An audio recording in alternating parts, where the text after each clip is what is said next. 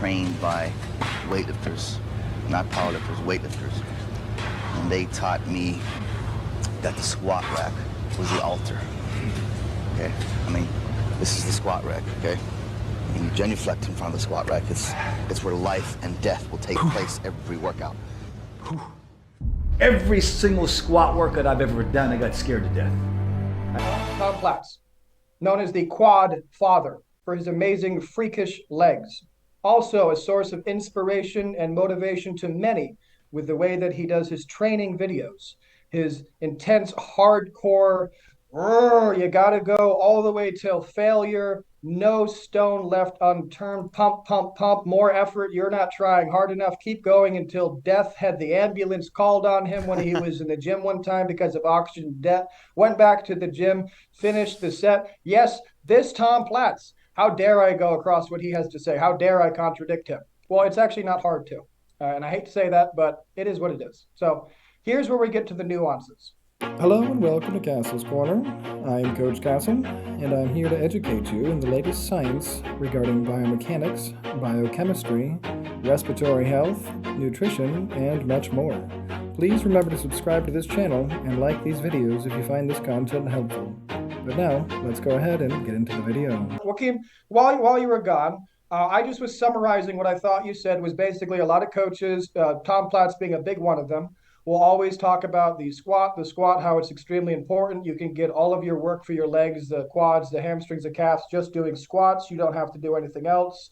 Other movements like leg extensions, hamstring curls are just muscle shapers or extra work to add on there. Am I summarizing this pretty well? Yeah. And they're also saying that it's much more efficient to be doing the squat. It's much more time saving as it builds your legs more efficiently for less time. Therefore, this is the only reason you should be doing it. It's an all-around muscle builder. It's a man builder. It's a body builder. It boosts your testosterone. Yeah. All of these freaking things. I mean, there's such a long list. I've heard everything. It's such a long list. I don't even want to go into it. Here's the thing, though, guys. Most of you know I have a MythBusters channel. Most of these myths I have already busted. There's no science behind them. This is bro science. It's not real. What is real is physics. What is real is chemistry. What is real is provable things. This is why I rely on evidence-based science, and I research and study and apply science. I don't just listen to the average gym bro. Now, in regards to these claims, are they accurate? As always, yes and no. There's no simple answer for this. So this is, again, one of the reasons why I do what I do. This is a nuanced topic. So let me put it to you like this. We're going to use Tom Platz as an example because I'm sure he wouldn't mind and because it's an easy example. Once again, for those of you who don't know, Tom Platz, known as the quad father for his amazing freakish legs. Also a source of inspiration and motivation to many with the way that he does his training videos. His intense, hardcore, you gotta go all the way till failure, no stone left unturned, pump, pump, pump, more effort, you're not trying hard enough, keep going until death. Had the ambulance called on him when he was in the gym one time because of oxygen debt, went back to the gym, finished the set. Yes, this Tom Platz. How dare I go across what he has to say? How dare I contradict him? Well, it's actually not hard to. And I hate to say that, but it is what it is. So here's where we get to the nuances. When you perform a squat, you're using three levers, generally if your arms aren't involved. You're using three separate levers. You're using your spine, which is one lever. You're using your upper leg, which is one lever. And you're using your lower leg, which is one lever. These three levers, let's just say, have efficient ways to move in ways which are not efficient. Now, this is where people will come up with the natural versus unnatural argument against this. They're going to say things like doing a barbell squat is a natural movement, and that doing something like a leg extension is an unnatural movement. Now, this doesn't make any sense, obviously.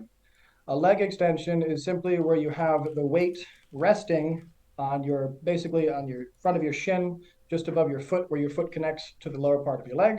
And you're lifting it using basically, depending on the person, about a 16-inch lever with the load on the opposite end of the lever from where the pivot point is, making this a very efficient lever, meaning you're loading the muscle very efficiently. When you're doing a squat, something is occurring which is basically preventing this efficiency. You're using many different muscle groups. The longest lever, which is actually loaded the most, is your spine, meaning you're actually loading your back or your erector spinal more than you're even loading your glutes, quads, hamstrings, or calves. Second on the chain is going to be depending on position of the squat. So if you have a back loaded squat or a front loaded squat, if you're doing a goblet squat, it's just where the load is in relation to these levers. Essentially, I don't want to get too technical with it, but let's just say it depends where the load is placed on the body. When you're doing something like a leg extension, a hamstring curl, or a calf raise, you are directly targeting the muscle in the most opportune pathway with the correct resistance curve, maximally damaging all of the muscle fibers as efficiently as humanly possible inside of the correct resistance curve. As we've addressed in the hypertrophy one, you can do this through a variety of methods for a variety of results, either size or strength, basically. Now, if you do one of these movements, once again, leg extension, hamstring curl, calf raise, you're taking your upper body completely out of the equation. Everything above your pelvis is not involved. Now, conversely, if you're doing something like a barbell squat of any kind, it doesn't matter if this is a hack squat, if this is a leg press, leg press, anything. if this is, it's irrelevant. All of these, they're all of them, goblet squat, anything. They are all the same thing. They're all movement. squats. They're all involving your upper body. Now, if I say that, some people might be thinking, this is a wonderful thing. It's also involving my upper body, so it's even more efficient. They're absolutely correct. I like this exercise. Well, no, because once again, the muscle which is actually being loaded the most is your erector spinal or your back. Now, this doesn't seem like a big deal until you understand what's actually happening. This is, for the sake of time, I'm going to try to keep this short, but every time you're doing a squat, provided the load is anything above, let's say, 30% of your weight, I mean, I'm kind of talking in a bell curve here, as humans are all different genetically, but let's say 30% of your weight, you're really overly straining your back. You're compressing your back. You're going to be literally causing posture and respiratory problems just by squatting. Deadlifts are another story. We're not going to get into those, but I'll also hear many of the same things said about deadlift, is how deadlifting is all you got to do. Deadlift's a man maker. Deadlift's the whatever. These are not factual statements. Now, moving back to the squat, let's just say you're doing a regular old barbell squat, back loaded. You know how you do. Pick a leg stance. I don't care. It's a bit irrelevant for this analogy. The issue in this case is none of your levers are going to be passing through a correct resistance curve. None of your levers are going to be loaded adequately. You're going to be having essentially a lot more weight to produce the same amount of load as you have with the other exercises. You're going to be spending more time doing the squat. Actually, there's no way to suddenly, miraculously train your muscles correctly in a fast fashion when you're using compound exercises. So when you're doing a compound squat, a squat like a compound movement like the squat, what's happening is you're involving a ton of muscles, which means none of those muscles are working to maximum capacity. All of them are participating like a little bit. Yeah, none of them is working to the 100%. Yeah. And it's not like it's even, not like one is 30, the other 30. Maybe in a squat, the glutes is, I don't know, it's like 70% the glutes, maybe 30% the quads, that is the objective muscle. You're just training it. Let me clarify what you just said, actually, because a lot of people take this out of context, or they don't know what you just said, because it wasn't really explained. Oh, sure. So I was going to get to that point in just a second, but let's make it now. So when you're doing a squat, just as Joaquin just mentioned, and as I was alluding to but getting to, each one of these individual muscle groups, which is helping, is being loaded. It's being loaded with a portion of the weight. How much of the weight, how much of the load is going to this muscle group? I don't know. It would depend on your positioning. It would depend on the length of your levers. But what I do know is that if you're doing something like a squat, you are severely compromising the load, which you can actually load to the muscles you're trying to train. And you're damaging your body in the process. And you're being as ineffective as possible. So, I mean, frankly, but I'm going to explain why that is. So when you say these percentage terms, people get some confusion about it. I found the more I talk about this, the more I find people get confused. You have to be more nuanced with your explanation. So if I say my glute gets 30% of the load, my quads get 70% of the, my quads get 60% of the load, and my hamstrings get 10% of the load. I mean, those are some numbers, but here's the thing. Muscles have something called an all or nothing contraction principle. So in reality, those muscles are actually all working and they're all pulling and they're doing what they're doing. What I'm saying, these percentages, I'm referring to load distribution. And this is the important and key factor to understand when we're talking about exercise, the difference between weight and load. So if I'm a 200-pound man squatting with a barbell on my back with 225 pounds, I'm not squatting 225 pounds. I'm squatting a 225-pound barbell plus all of the weight above my pelvis, which is roughly 3/4 of my body weight. So that's 150 pounds added to 225 pounds. Now it's 375 pounds. I'm actually putting load onto my erector spinae, my back, my legs, my quads, my glutes, all these things. Now that load is being distributed throughout them, and my quadriceps are receiving a portion of that load. Now, if I was to actually do the math, I'm not going to break it down right now, but it's fairly simple. Doing the actual math, I would, the 200-pound person, that's me with a 225-pound barbell, again, that's what I'm doing, I would end up with roughly 1,250 pounds on either one of my quadriceps. Now, this sounds like a lot of load. Now, this is load, not weight. The weight is 375 pounds. That's the weight being squatted.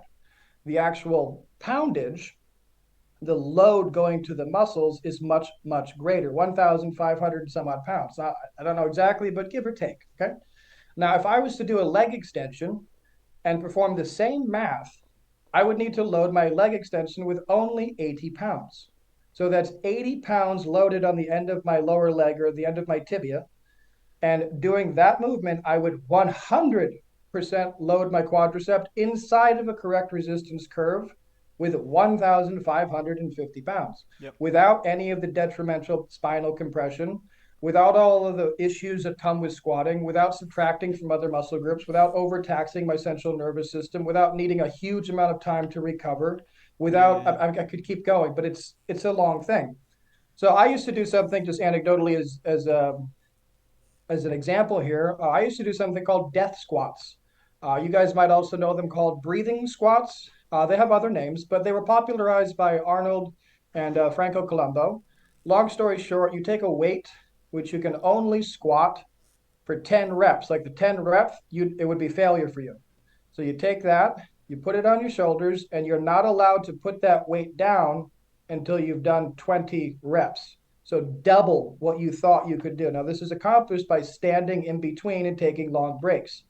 Now, when I did this shit, that was my workout for the day. This was give or take a 15-minute workout. It was brutal, willpower depleting. I was drained. I was exhausted. I was beat to living shit. Could barely move when I left the gym, and it took me days to recover from a 15-minute workout. Man, did I think that was an effective squat workout, really building a lot of muscle. Man, was I wrong. Yeah.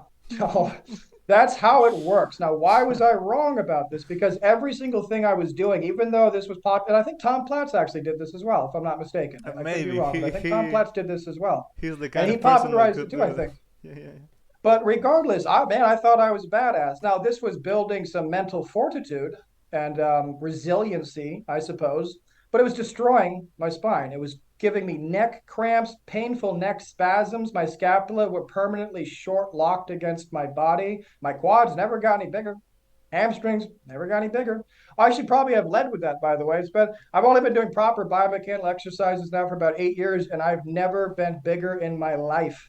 And I just get bigger every single year, guys. This was not the case when I spent the better part of 10 years doing deadlift, squats, and bench press. Now, granted, I know considerably more now. I don't want to take away from that. But it's because of my exercise selection and my diet knowledge I now have that this is the case. Let's put it that way. So, I mean, I don't want to keep ranting here. Take it back to you, Hakeem. What didn't you understand about that summary, and what do I need to clarify from that? No, I think it was pretty understandable, and the practical applications, or why we're actually talking about this, is because maybe someone says, I don't really have a lot of time, I want to make the best of my workouts to train my legs, and most people would say, well, don't do all the other things that are not necessary, just do squats. and that will train your whole body. That's the most efficient you can do. But taking in consideration of this, that the squat doesn't really load all muscles equally, and if you want to, most people do squats to train their quads, and doing squats, actually your quads is not what you're loading the most, from what You know what? yeah. I think, I'm sorry, let me interrupt you. I think I got a good point to make here. Well, several good points to make real quick. So, really good point number one, guys. You don't need a gym. Number two, you don't need a squat rack. Number three, you don't need a barbell. Number four, you don't need weight plates or a gym of any freaking kind. Okay? How can you do an awesome, perfect quad workout? You can do sissy squats. What do you need for sissy squats? Nothing. Nothing. You need a wall or a tree or a pole or a rope or a swing set or a table or a chair, and you got sissy squats. Okay. Sissy squat, by the way, is just, it's a movement where you essentially are going from standing upright to only concentrating on moving your knees forward and keeping your pelvis rigid. So basically the point from your knees all the way up to your shoulders is a straight line, allowing your knees to dip forward quite a bit far in front of you, your heels to elevate. And when you finish, your upper body as well as your upper legs are parallel with the ground. Your knees are far in front of you. Your heel is resting underneath your butt. You then reverse the movement by raising your pelvis, keeping your body in exactly the same position, except bringing your knees backwards and placing your heels down, finishing in a standing position. If you are able to do this, you have the perfect quad exercise. If this is too challenging for you, you simply modify it. There's a million ways to modify it. I have many videos for this, but guess what? You need nothing for it. Your body weight is far more sufficient. I've never met a single bodybuilder I've ever trained, including myself, who could do more than 20 of these with perfect form. So just food for thought. Your body load is more than sufficient for this. As for hamstrings, guess what I'm going to say? You don't need a gym. You don't need weights. You don't need barbells. And on top of that, squats are not even touching your hamstrings. For all intents and purposes, you'll never get hamstring growth from squats. End of story. I'm not going to dig too much into that, but you just won't. They don't participate in the movement in any meaningful way. They are not activated during a squat in any meaningful way whatsoever. As for hamstring curls, you can literally use anything. You can use your couch for Nordic hamstring curls. You can use a swing set, put your heels in the swing, and then do curls backwards, bringing your butt to your heels. You could use a park bench. There's a million ways to do it. The point is, if you have the right knowledge, you never ever need a gym. Now, here's a side-by-side comparison.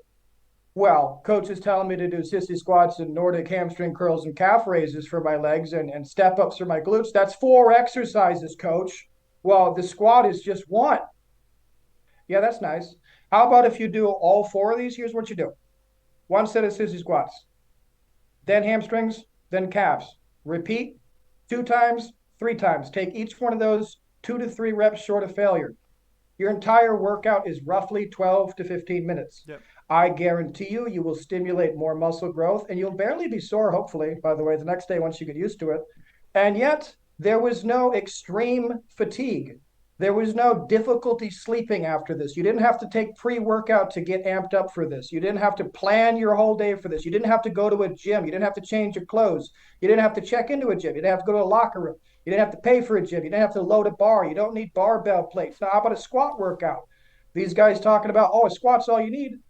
They're going to have you do a minimum of 3 sets with breaks in between. A minimum. Do you know minimum how long that's? Sets, but... Minimum. And they also, guess what they also have you do? They usually also have you do leg extensions and hamstring curls. After that, so, they make you do. After.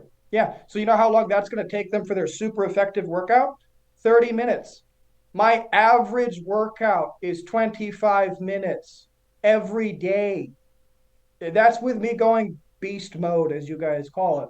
So you tell me what's more effective. And my average workout is about 8 or 9 movements, by the way, guys. And it covers my whole body. But again, so just food for thought. The way I train people, you don't need a gym. A gym is actually counterproductive. It's distracting. You lose focus. Do you have more availability in toys? No, you don't. Do you have better options? No, you don't. Do you have to leave your house? Nope. Can you go to a park outside? Yep. Can you go anywhere you feel like? Yep. Can you do it anywhere? Yep. What do you need? Not a program, not a trainer, not a gym membership, no fancy equipment. No gadgets. You need a pair of shorts unless you want to be naked, some sneakers, and the knowledge. That's literally it. And if you don't have the knowledge, you got a YouTube, don't you? Go to my exercise playlist. Each one of them is laid out for you. Boom, done. You're good. You don't need shit. You don't have a workout plan? Those are on YouTube for free too. Check them out. My channel's got a ton of them. Again, guys, you got everything you need. I'm sorry, but I get hooked on this. It drives me crazy. People say it's something like squats is effective. It's the best. No. What other points should I make? Yeah, no, that's the thing. Like, even most programs they make you do squats, and then after they make you do like leg extension and hamstring curls. But even if they didn't make you do that, and they only say just squats, you have to get the bar, load the bar, wait from every set. You have to rest minimum of 3 minutes because you feel drained. Your whole body feels drained. Your head gets dizzy. Your whole nervous central system, you get so tired. And you could do, instead of doing like 3 sets of squats, you could do a set. If you're in a gym and you're not doing CC squats, you could do just leg extensions, then hamstring curl, then something for calves. You don't even need rest. You could do one after the other, and you will be done in 12 minutes, 15 minutes. And just for doing 3 sets of squats where your glutes are getting a certain percentage, your quads another, your calves another, and it's not even effective for all those muscles, you could just do the exercise for each muscle that gives you 100% of it. Do less sets because of that, because if you're getting more load, it's more effective. You don't need as much volume. So just, if you're short on time, just do maybe 3 sets of each muscle on the best exercise, and that will be 1,000 times more effective than focusing on doing squats, taking more time, leaving more tired. It just doesn't even make any sense. There's not even a benefit for doing the squat. And most people that do the squat is because of this emotional thing or attachment that you're a man if you do this. The whole gym is doing that. The people in the gym respect you if you do more weight. But people don't really take the time to analyze why they are actually going to the gym in the first place. And for most people, they don't even go for health. They just go because they want to look good. The Kickstarter for going to the gym is, I look like shit, I want to look better. Because if people are thin, maybe they never go, but they go when they look like crap in their minds. So be true to yourself. Why are you going to the gym? I'm going to look better. This is the most efficient way to look better. I'm not going there to have people that are the same as me, that are not really high status in the gym culture. I don't need their respect. I'm just going for the most efficient way. Yeah, just food for thought, guys. I mean, I've said this many times, and I understand the way our culture is going, and I'm very happy I've never really been part of this, but no one cares about you. No one. There's no one in that gym who cares about you at all, or really is ever thinking about you, nor should they be if they have a life of their own to lead. Nor should you be thinking about them if you have your own lives and goals. They don't know your story. You don't know their story. They don't know anything about you. You don't know anything about them. Until you have some reason to interact with each other, leave it at that. And if you're going to the gym and you don't know how to exercise, make it a priority. Not something to do later when you're feeling better or you're looking better or you've already got the basics down. I've heard all the stories before. No, make it a priority. Learn the right way from the very beginning so you don't have any issues. And trust me, the right way, while it is subjective, there's a lot of really right ways to do things. So like you said, let's just say hypothetically, this is years away, but it's a nice thing to think about. Hypothetically, there's going to be a gym, and everybody in that gym is going to be doing biomechanically correct exercises. But this is going to be an older gym. So it doesn't have enough leg extension machines. It doesn't have enough hamstring curl machines. It doesn't have enough whatever for leg day. But that's okay because everybody in there understands biomechanics. You know what they do? They use other machines for these purposes with their knowledge of biomechanics. So for example, they could just very easily go to the cable machine and they're going to use that for a perfect cable hamstring curl, biomechanically perfect, instead of using the hamstring curl machine where you sit in it. Okay, same thing, no difference. They're going to use a sissy squat for their quads, or they'll do a calf, cable calf leg extension with the cables. If they don't have those, if those are all taken as well, they'll just do other body weight exercises. There's the sky's the limit. It's just understanding how to move your body in relation to gravity Yeah. and which muscles do what. And for most people, it's you need to learn about 22 muscles. You have to learn how gravity works. Most of you kind of understand that already. And then you really just have to understand two things: parallel and perpendicular. And once you got all of those things, you're pretty damn good. Now, there's also people like me who have things, little basic bullshit things, but they're pretty revolutionary. The keychain gym. It's an entire cable gym on a keychain, usable for every single perfect exercise. I mean, it's not a sale pitch. I mean, I have videos how to make one yourself, guys. If you want to buy one, buy one. But I think you're stupid because you could just make one, and they're very easy to make. And then you have the knowledge of how to make one forever. But regardless, this whole culture of just gym culture in general, it seems to be declining even more with social media, with TikToks, with people literally going to the gym to post on Instagram and then leaving. I don't understand, guys. And that's not what I'm about. I know that's not what Joaquim's about. What I'm about is health. I'm about doing things efficiently because I have a busy life. So I do my training. Of course, I do breath work, I do plyometrics, I do cardio, I do stretching, flexibility, mobility, and I do my workouts. And all of that takes me roughly 90 minutes a day throughout the whole 24-hour day. The rest of my time is spent with my clients, helping people, writing articles, writing books, making YouTube videos, creating content. You will never see my personal life being posted anywhere. You just won't, because my personal life is my personal life. You're not going to see me making drama. I don't care about drama. I have no interest in drama. You're not going to see these kinds of things because it's not what I'm worried about, and it's really not what you guys should be worried about. Everybody's making everything so complicated and clustered nowadays. It's a bit silly. Simplify your life, make your circles smaller, identify your true friends, start saying no to more things, use your brain, do things intelligently, save money, make money, help other people, get healthy. You guys get the idea. This is what you should be doing. Not worried about what she is doing in the gym. Not doing things like, well, because he said this is a good way to do it, I should Yeah. do it like that. Don't even do that with me, for God's sakes. I hope when I'm speaking, I give you guys enough information so you can understand that what I'm saying is actually feasibly scientifically proven, etc. Now, if you want more detail, go to my lectures where I demonstrate with the anatomy and the science. But just chatting like this, I don't believe me because what I look like. Don't believe me because of what I've done. Don't believe anybody for those reasons. That's a logical fallacy in itself. Again, you do not know. So just stick to the evidence. Do your own research. If it makes sense to you, do it. If you really enjoy doing squats, keep doing squats, but understand the detriments to them. If you are going to be doing squats, well, I would encourage you to do them with the best form, meaning don't do them in a way that you compromise your body. So go to full depth, but don't let your pelvis tilt underneath your body. Make sure you're braced properly so you can protect your spine as much as possible. Make sure you're not overloading the weight just to do 1 or 2 or 3 reps for no purpose whatsoever. Stick to doing 20 or 30 reps rapidly. You'll get good muscle growth in your quads with that. You will. You'll get great muscle growth in your quads, your glutes. You're going to have to do it for a lot longer than if you did the right exercises, the correct ones. They would take you much less time to build that physique. But hey, if you want to keep squatting, do it. But understand there's an inherent risk. Do it to the best of your abilities as correctly as you can. Don't overdo it.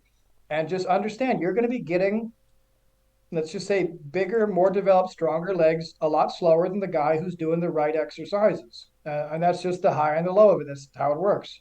And the guy who's doing the right exercises is going to be getting those big, muscular, strong legs a lot slower than the guy who's doing those exercises, the right exercises, and taking steroids.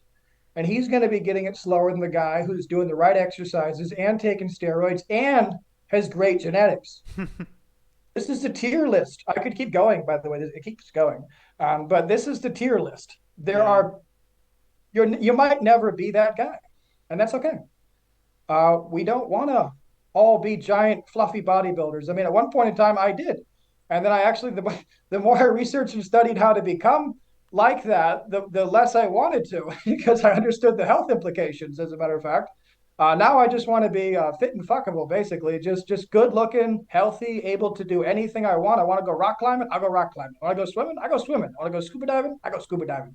Whatever the hell I want to do. I don't want to think about it. I just want to go do it. And I like to have a body which is functional to do anything I want to do at any time. And that's a healthy body. I like having a healthy mind, and that includes being able to literally just completely tell people no, not engage with people, not desperately trying to squeeze every last little percentage out of everything, living a fairly relaxed life, doing things the laziest way possible, like I previously mentioned, just as efficiently as possible, Yeah. as low energy as possible, but producing the best possible results. That's what I'm about. But anyways, we gotta start wrapping up here. Is there anything else? Should we wrap it up for the day? Just another thing. Maybe the only thing that made me when I was just finding out about biomechanics and stuff, the only thing that kept me doing squats maybe was just this logical fallacy that men do it. That is the best we can do. Me too. But even the best, that the people that really do squats, like power lifters or people that compete doing these things, and the ones that you should be looking forward if you really like squats, not the dude in the gym that trains like shit and maybe lifts the most weight but with terrible form, he looks like shit. Even these people that are the best squatting is only one little portion of their training, what they do. They only do it for the competition. They train specifically for lifting it in those ranges of weights, but maybe 80% of the time when they're not doing that, they're doing leg extensions, they're doing hamstring curls. For the pec, even the people that train, I've seen the best power lifters, they train the bench press for the competition, but then they're doing pec flies. They're only bench pressing because they compete doing that. But the rest of the time, they don't waste time doing shitty exercise. They do the best biomechanical exercise. So it doesn't even make sense. I literally have videos about this where they say one thing, but then in practice, they do the complete opposite. Opposite. The best example I always give of this is number one, we've probably been through this, but I hate CrossFit with a passion. It's probably the stupidest, worst thing I've ever seen come to the fitness industry is CrossFit. I can't stand it. I cannot stand it. But a great example I always use is CrossFit. So the CrossFit champions, anyone who does good in CrossFit, anyone who is successful, anyone who places in CrossFit, guess what? Guess what they don't do? Guess what they do not practice except one day a year?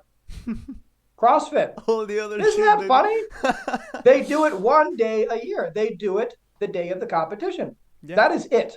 The rest of the year, they're training their bodies the maximum way possible and then using it in competition. That sounds familiar. Kind of like how I train. I train my body year-round to be as functional as humanly possible in every environment.